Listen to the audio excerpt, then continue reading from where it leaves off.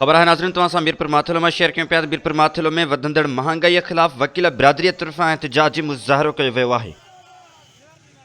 मीरपुर माथुलो में शहरियन ऐं वकीलन पारां कोर्ट खां भिटाई चौक ताईं रैली कढी नारेबाज़ी कई वई आहे।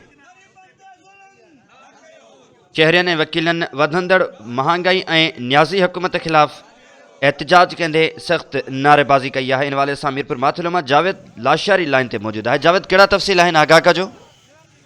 जी बिल्कुल आसिफ, मां ॿुधाईंदो हलां त मुल्क में वधंदड़ महांगाई ख़िलाफ़ मीरपुर माथुलो जे वकीलन ऐं शहरी इत्तेहाद जे अॻवान तरफ़ां मीरपुर माथुलो कोर्ट खां भिटाई चौक ताईं पैदल रैली कढी वफ़ाक़ी हुकूमत ख़िलाफ़ सख़्त नारेबाज़ी कई आहे।